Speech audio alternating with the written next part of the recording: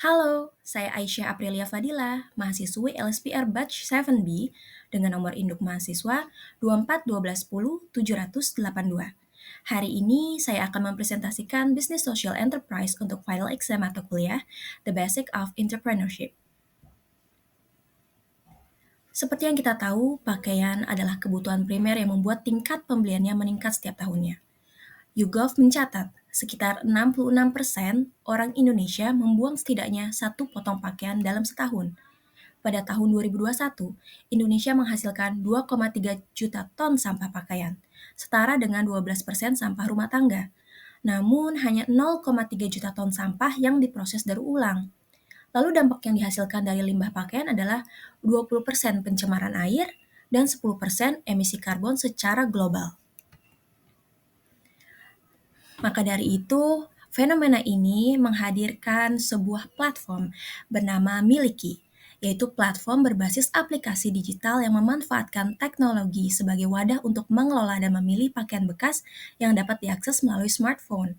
Melalui platform ini, kami ingin memberikan layanan yang membantu mengelola pakaian bekas menjadi berdaya. Dan itulah filosofi utama dari Miliki. Penamaan brand menggunakan bahasa Indonesia dengan bahasa yang sederhana dan mudah diucapkan menjadi daya tarik tersendiri agar Miliki mudah diingat. Selanjutnya di sini adalah penjelasan mengenai logo dari Miliki.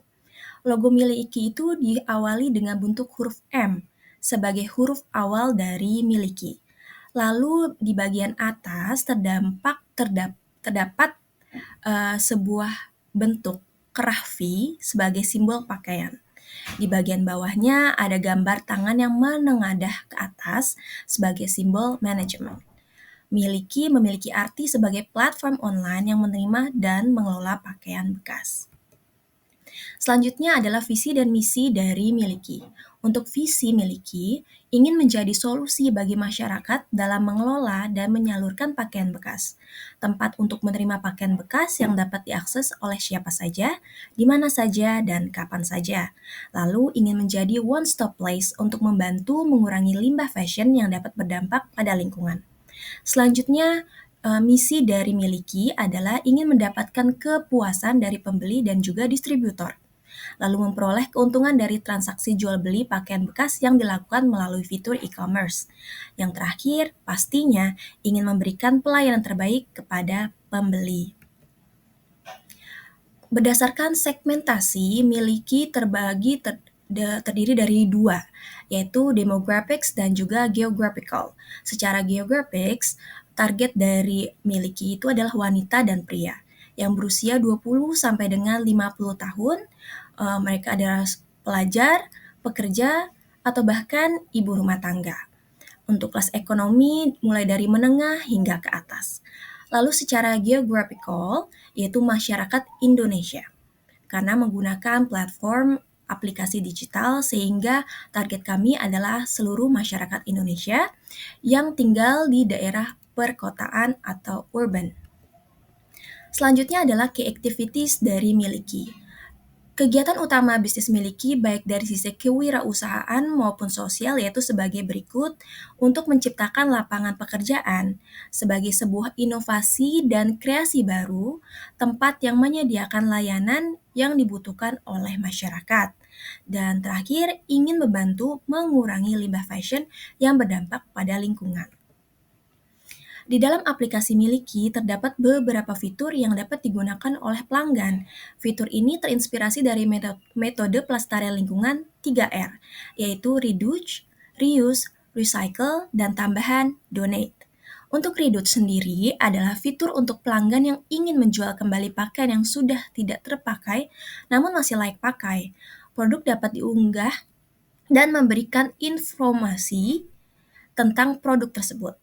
Pelanggan akan dikenakan potongan margin sebesar 10% setiap produk yang diupload sebagai biaya untuk platform.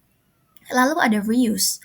Konsumen dapat membeli pakaian bekas melalui fitur reuse.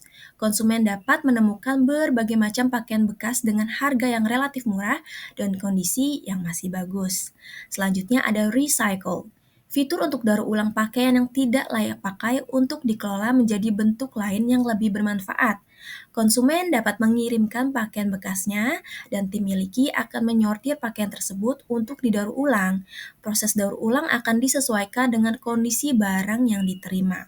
Hasil dari daur ulang dapat berupa produk fashion lainnya seperti dompet, tas, ataupun bantal, ataupun juga seperti benang yang nantinya dapat digunakan untuk membuat pakaian baru. Lalu yang terakhir ada fitur donate. Pelanggan dapat mendonasikan pakaian yang tidak terpakai dengan menggunakan fitur donate, yang nantinya akan disortir dan disalurkan ke yayasan atau panti asuhan. Selanjutnya adalah promotion strategy yang dimiliki oleh brand kami, Miliki. Yang pertama pastinya adalah discount programs and special offers. Lalu yang kedua, kita menggunakan sosial media untuk melakukan promosi secara campaign dan juga secara advertising. Dan yang terakhir, kita juga masih menggunakan metode tradisional yaitu mengadakan community events. Community events ini nantinya akan ada bazar untuk menjual pakaian-pakaian bekas. Seperti itu. Nah, selanjutnya ini adalah key people-nya. Di key people ini adalah main power yang paling utama dari Miliki, yaitu CEO dan founder saya sendiri, Aisyah Aprilia Fadila, lalu ada Chief of Operating Officer, yaitu Zahra Ashfira, yang nantinya akan bekerja sama dengan tim marketing, tim business development, dan juga sales dalam mengelola operasional bisnis di Miliki. Lalu selanjutnya ada Chief Finance Officer, yaitu Fajrina Asari yang nantinya akan mengelola dari segi keuangan bekerja sama dengan tim finance. Lalu ada Radia Herman sebagai Chief of Technology Officer karena Miliki adalah perusahaan berbasis teknologi digital application, jadi pastinya tim IT sangat dibutuhkan oleh platform kami. Selanjutnya ada Mbak Hana Fariza yang akan sebagai leader bagi tim Human Research. Dan ini adalah penjelasan mengenai laba rugi dari brand Miliki. Di sini ada gaji karyawan, biaya penyusutan inventaris, biaya pemeliharaan gedung, peralatan kantor, biaya campaign project, dan juga biaya produksi yang totalnya senilai Rp423.800.000. Untuk rumus laba rugi itu penjualan dikurang pengeluaran. Penjualan kami, ini adalah kisaran penjualan kami selama sebulan, sekitar 1 miliar, dikurang pengeluaran kami di Rp423.800.000, maka hasilnya laba rugi dari Miliki selama per bulan adalah Rp576.200.000. Selanjutnya adalah cash flow dari Miliki. Cash flow kami ini terdiri dari operating cash flow, yaitu senilai Rp897.600.000. Lalu ada investment cash flow, investasi yang kami dapatkan senilai Rp1 miliar. Lalu ada funding cash flow per bulan. Funding cash flow per bulan ini adalah pembayaran dari peminjaman ke bank setiap bulannya. Kami ada pendanaan dari bank selama 4 tahun dan pembayaran selama per bulannya itu sekitar Rp20.834.000. Jadi total net cash flow-nya adalah 1,9 miliar.